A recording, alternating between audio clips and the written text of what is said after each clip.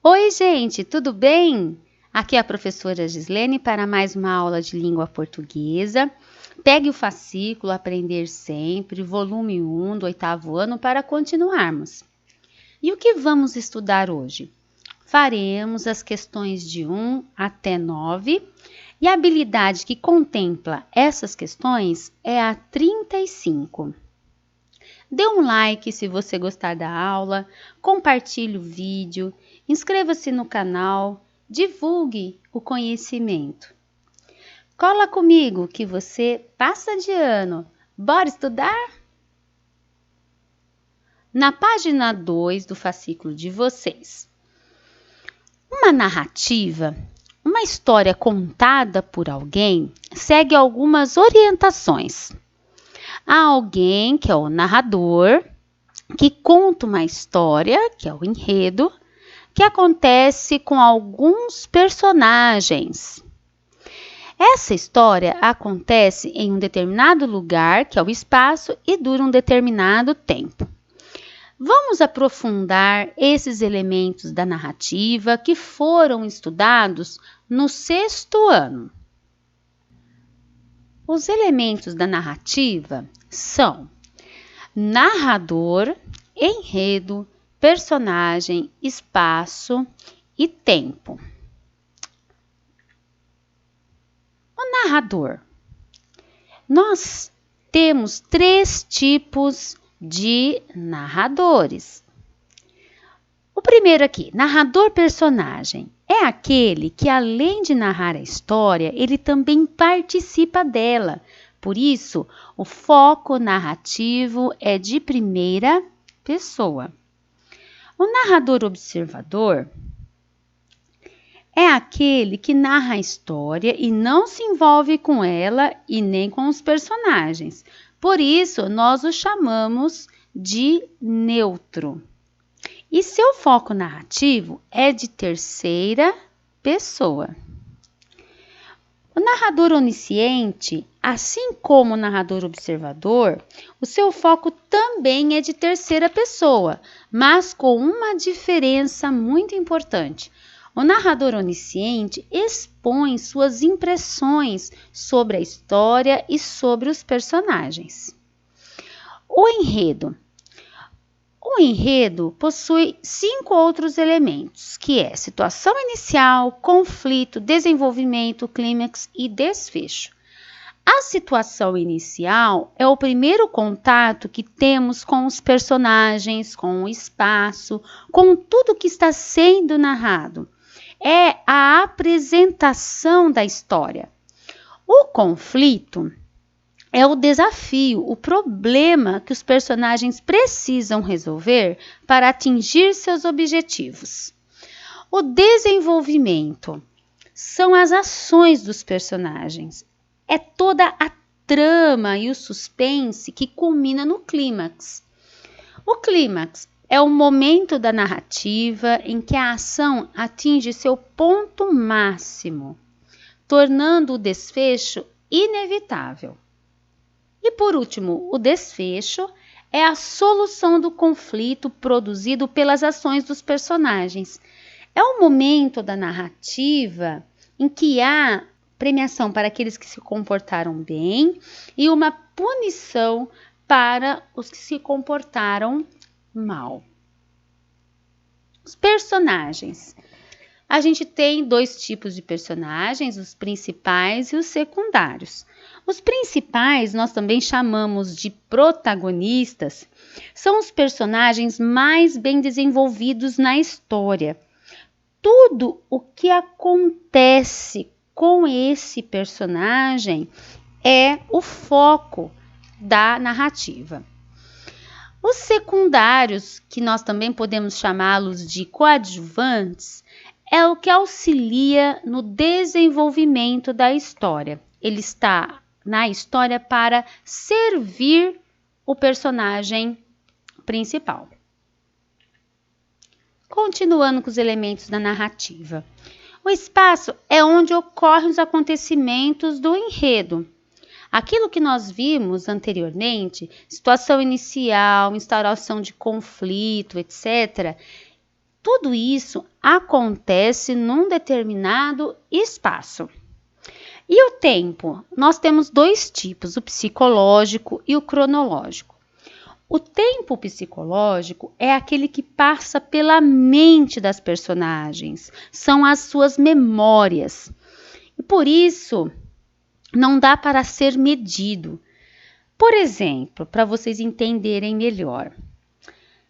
Você está assistindo a uma aula em que você não gosta.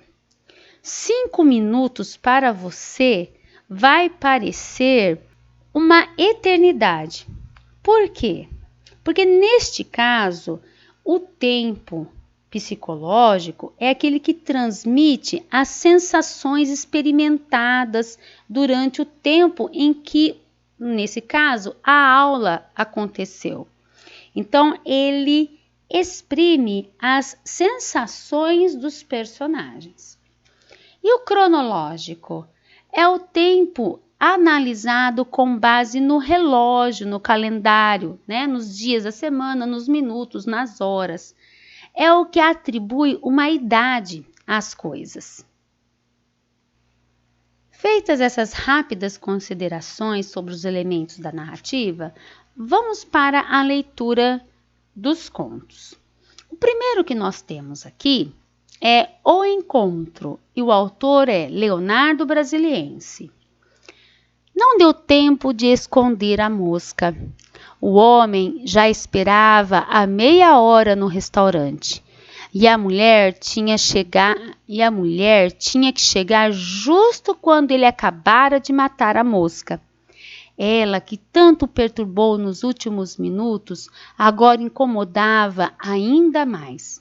A toalha era branca, impossível não perceber o bicho esmagado, a poça de sangue. O homem nem podia tapá-la com a mão, estava mais próxima do lugar que a mulher ocuparia. E ocupou. Disse boa noite. Ele retribuiu. Ambos, em silêncio, olharam para o inseto morto. Aquilo não estava começando bem. Primeiro, vamos deixar claro o que é o gênero conto. Então, conto é uma narrativa curta, condensada e que, por isso, alguns elementos podem não estar explícitos na história, ou seja, podem não aparecer na história. Neste conto que nós acabamos de ler, a gente não tem narrada a situação inicial do personagem. Por exemplo, a gente não tem a chegada do homem ao restaurante, mosca viva perturbando o homem, as tentativas sem sucesso para matar a mosca, como o homem e a mulher se conheceram. Percebem quantas situações anteriores para chegar nesta que acabamos de ler não foram narradas no conto? Outro elemento que não está explícito é o desfecho. Notem que a gente não tem a reação da mulher ao ver a mosca morta. O que ela fez? Ela riu, ela sentiu nojo. Também nós não temos a reação do homem. O que ele fez? Ele pediu para trocar a toalha, ele convidou a moça para ir em outro lugar, porque aquilo lá já tinha, estragado o clima. Enfim, você deve estar se perguntando então, que elementos estão narrados no texto, professora? Observem, nós temos o conflito, que é a mosca morta, e do conflito já vai para o clímax. Então, olha só, aqui devo deixar claro que também não temos desenvolvimento. Instaura-se o conflito, que é a mosca morta, e já vai direto ao clímax. Aliás, é muito comum em contos nós não termos o desenvolvimento. É uma característica do conto, porque é uma história curta. Vamos ler agora o próximo conto. O Vizinho, também de Leonardo Brasiliense. Meu vizinho do outro lado da rua passa a vida olhando a vida. dos outros pela janela. É um homem velho e acho que doente. Não imagino outro motivo para ele ficar o tempo todo assim. E ali onde o vejo deve ser o seu quarto. Uma pessoa como ele não deve sair nunca do quarto. Há de receber muitos cuidados por uma enfermeira particular, talvez, ou por alguém que o ame. Fico mais tranquilo se pensar que ele é amado. Assim fica menos triste ver passar a vida, ele lá da sua janela e eu aqui da minha. Este conto, diferente do anterior, não é dinâmico. Ou seja, nós não temos movimentos. A narrativa é parada. E por que isso se dá? Primeiro, porque temos um narrador personagem e o foco narrativo é de primeira pessoa. Portanto, não nos permite ver outras situações. Temos apenas aquilo que o narrador vê e experimenta. Então, é uma visão parcial. E o que ele nos conta é a incerteza diante daquilo que ele vê. Preste atenção nas palavras que ele usa. Ele usa acho que doente. Então, quando eu falo acho, eu não tenho certeza. Ele coloca não imagino outro motivo. Olha, ele não consegue nem imaginar. Tá vendo como essa narrativa ela é parada? Os personagens não têm ação. Outra, deve ser o seu quarto. Notem, ele não tem certeza. Há de receber muitos cuidados. Esse A com H aqui denota para gente uma hipótese, uma possibilidade, mas ele não tem certeza. E talvez é um advérbio de dúvida, é um advérbio que indica uma possibilidade, mas também não indica certeza. Percebem? Todas essas expressões e palavras denotam uma falta de atitude do narrador. Lembrando o que eu falei no começo, nós estamos falando de um narrador personagem. Então, isso é uma visão parcial que nós temos da situação dos dois personagens. Semelhante ao narrador personagem, o velho também passa o dia olhando as pessoas sem nada para fazer, né? Então, concluindo a análise desse conto aqui. A falta de atitude dos personagens, em que podemos interpretar como uma falta de perspectiva diante da vida, nos leva a um clima de tristeza. Aquele que não tem perspectiva também não vai buscar uma transformação. E isso está evidente nessa história aqui. Os dois personagens, o narrador personagem e o velho, são estáticos, são parados, não buscam uma transformação.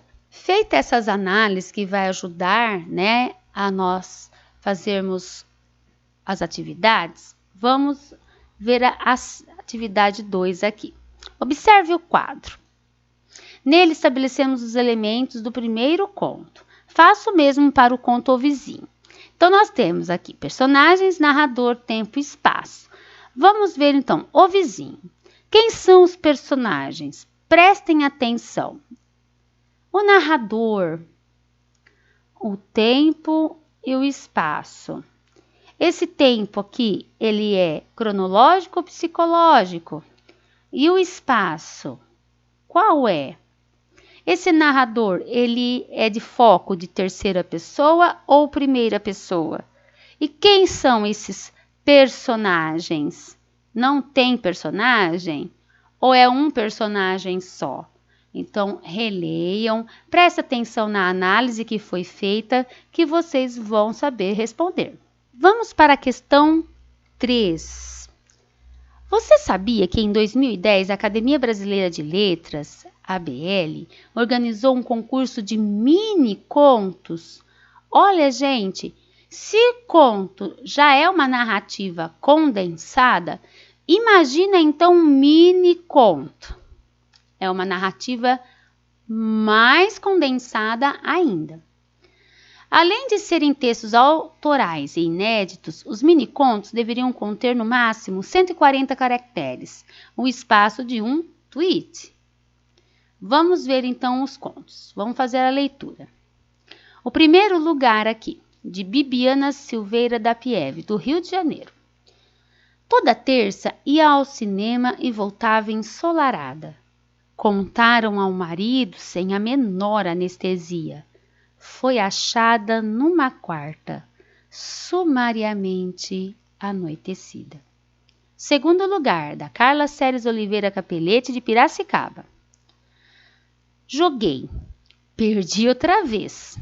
Joguei e perdi por meses, mas posso apostar. Os dados é que estavam viciados, somente eles, não eu. E o terceiro lugar, do Eric Gustavo Silva de Magalhães. Não sabia ao certo onde tecer sua teia. Escolheu um cantinho da parede da cozinha. Acertou na mosca. Vou analisar com vocês brevemente este primeiro mini conto. Prestem bastante atenção, porque no exercício 4 ele estará pedindo para vocês fazerem um mini conto. Então vamos observar como os autores conseguem os seus efeitos de sentido. Para os autores conseguirem seus efeitos de sentido, eles fizeram uso de figuras de linguagem e de trocadilhos. Então notem bem nas palavras que eles utilizam. Voltava ensolarada. É claro que nós temos aqui uma metáfora, que quer dizer que ela voltava feliz. Olha aqui que interessante, ela usou a palavra anestesia, porque faz referência a dentista, né? Quando se vai no dentista, a gente toma anestesia. Só que aqui ela utilizou também uma metáfora, anestesia também está no sentido figurado, que quer dizer que contaram para o marido sem o menor constrangimento, né? Sem o menor pudor, chegaram e contaram para ele o que estava acontecendo. E depois, olha só, foi achada sumariamente anoitecida. Olha que lindo, ela fez uma metáfora também para dizer que ela foi encontrada morta. Olha, conseguem perceber como a autora constrói seus efeitos de sentido? Ela inventa novos sentidos para as palavras, ela consegue narrar de forma sucinta, bonita, um acontecimento trágico, né? Que é uma traição seguida, né, de um assassinato. Agora o exercício 4, da página 4 do fascículo de vocês. Agora é a sua vez. Use a grade abaixo para produzir um conto de 140 caracteres. Atenção, a grade contém 180 espaços. A grade está dividida em 6 linhas, vocês podem notar aqui, né? Em 6 linhas de 30 espaços cada. Cada retângulo desse, então, representa um caractere. Então, vocês devem organizar os seus mini-contos para que caibam neste espaço aqui. Então, como eu disse, cada retângulo desse representa um caractere. Então, você vai colocar uma letra em cada retângulo desse e pular um retângulo para separar uma palavra da outra, tá? Se você for colocar uma pontuação, uma vírgula, uma exclamação, uma interrogação, você também vai usar um caractere desse. Então, você precisa perceberem que você vai usar apenas 140. Aqui nós temos 180 espaços, mas vocês vão usar 140. Para nós fazermos as questões, né, que estão no 5, eu sugiro que vocês ouçam a música Eduardo e Mônica. Eu vou deixar o link na descrição. Sobre o texto que você leu, assinale as alternativas corretas. Tomando a letra da canção, que é uma poesia, como uma espécie de narrativa, é correto afirmar que o narrador é o narrador personagem, porque conta a sua própria história, é o narrador observador, porque conta a história de Eduardo e Mônica, sem interferências ou impressões, é o narrador onisciente, porque conta a história de Eduardo e Mônica, fazendo comentários pessoais do casal, narrador observador, porque conta a sua própria história. Se você ficou em dúvida, né, dos tipos de narradores, volta ao vídeo, né, assista novamente a explicação para você ficar mais seguro. Mas vamos observar algumas marcações que eu fiz no texto e a gente vai ler. Olha só, olha esse comecinho aqui. Quem um dia irá dizer que existe razão nas coisas feitas pelo coração? E quem irá dizer que não existe razão? Olha, o narrador, ele está questionando, né? Ele está colocando aqui uma impressão dele. Olha a outra aqui. Festa estranha com gente esquisita. Isso aqui é uma fala do narrador. Outra observação aqui, ó. E ele ainda nas aulinhas de inglês. Olha, o narrador, quando ele usa aqui o diminutivo, ele usa de forma pejorativa. Outra observação, ó. Batalharam grana e seguraram legal. E a nossa amizade dá saudade no verão. Esses aqui que eu destaquei, claro que tem muito mais aqui no texto. Se vocês observarem, vocês vão conseguir entender, né, que tipo de narrador é e marcar a alternativa correta. Analisando as personagens da canção, temos Mônica e Eduardo são protagonistas, Mônica e Eduardo são personagens secundárias, Mônica e Eduardo são narradores, Mônica e Eduardo não são personagens. Essa daqui eu acho que tá fácil, né? Sem problemas. A 5.3. É quase 2, eu vou me ferrar. Notem aqui que nós temos um travessão aqui, ó, bem pequenininho, mas dá para perceber. Então, trata-se de um discurso direto. Então, é alguém que está falando. Quem é esse alguém? Vocês vão ter que voltar lá no texto para ver se foi a Mônica que falou, se foi o Eduardo, ou se o carinha do cursinho que falou isso, ou se foram os dois, a Mônica e o Eduardo juntos. Procurem essa fala aqui no texto e vocês vão saber responder corretamente. A próxima, 5.4. Sobre o tempo e o espaço descritos. Então, olha, vamos verificar aqui no texto alguns elementos. No outro canto da cidade, é quase 2, eu vou me ferrar. O Eduardo sugeriu uma lanchonete, mas a Mônica queria ver o filme do Godard. Pense, que lugar que é que tem lanchonete, que tem cinema? Vamos ver aqui. Que tempo seria esse? É quase 2. 2 o quê? 2 horas. Outra observação aqui, ó. A Mônica de moto, Eduardo de camelo, ó. Ela tá andando de moto, ok? Isso aqui também é uma pista de que tipo de espaço que está se referindo aqui. Tem muito mais outros. Olha aqui, ó. Construíram uma casa uns 2 anos atrás. Mais ou menos quando os gêmeos vieram. Olha que interessante. Isso daqui também está indicando um tempo. É um tempo que não está explícito, mas a gente sabe que para uma gestação, ela dura 9 meses. Então, também está implícito aqui um tipo de tempo. E vocês vão responder também corretamente a 5.4. Até agora, então, nós vimos os elementos da narrativa. A partir da questão 6 até a 9, que é o que nós vamos estudar hoje, as respostas são pessoais. Mas vamos fazer junto algumas considerações para ajudá-los a entender melhor esse texto. A gente tem aqui uma fotografia e a legenda do que está escrito aqui, né? Eu sou de uma terra que o povo padece, mas não esmorece e procura vencer. Da terra querida que a linda cabocla, de riso na boca, zomba no sofrer. Não nego meu sangue, não nego meu nome. Olho para a fome, pergunto, o que há?